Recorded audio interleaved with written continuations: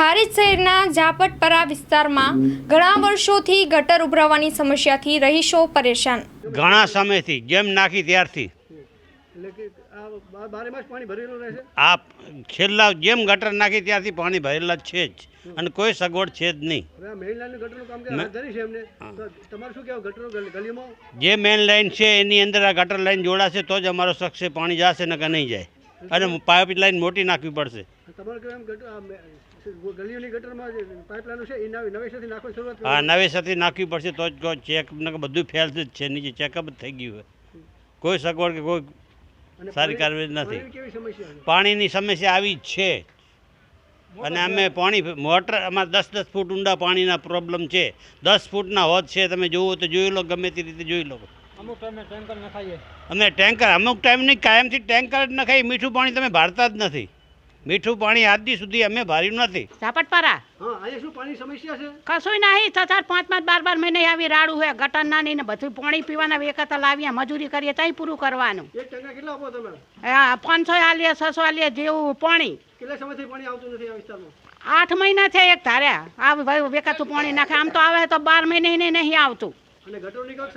ગટરનું આ ઉફરીને જાય છે પાણી અને રોજ ઝઘડા થાય, શું કરવાના? ગટરનું પાણી તો જાતું કરવું પડે કે નહીં?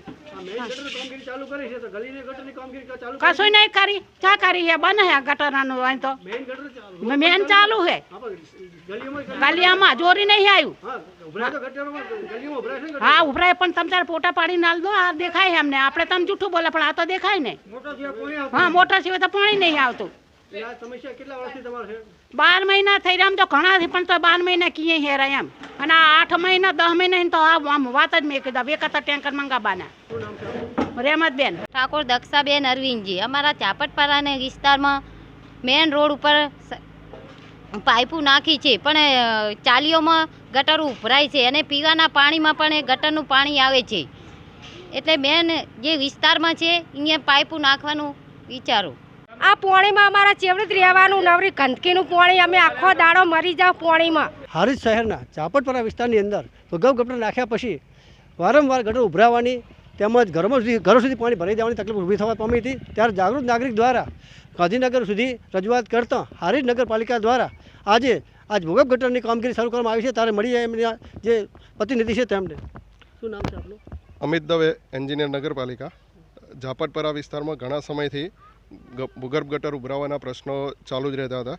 એના દ્વારા નગરપાલિકામાં આગામી આયોજન કરી અને ઝાપટપરા વિસ્તારની ભૂગર્ભ ગટરનું નવીન કામગીરી હાલમાં હાથ ધરવામાં આવેલ છે। ઉપરોક્ત કામગીરી પૂર્ણ થતાં આ સમસ્યાનો કાયમી ઉકેલ આપવામાં આવશે। તો આપણે જોઈ રહ્યા છીએ કે વારંવાર ઝાપટપરા વિસ્તારની અંદર ભૂગર્ભ ગટર ઉભરાવાની સમસ્યા હતી, જે આજ નગરપાલિકા દ્વારા કામગીરી હાથ ધરવામાં આવતા ઝાપટપરા વિસ્તારના જે વિસ્તાર છે, રહીશો છે, તેમને આ ભૂગર્ભ ગટરની જે ઉભરાવાની ગટરની સમસ્યાથી છુટકારો મેળવશે। નરેશ ઠાકર, મા ન્યૂઝ, હારીજ।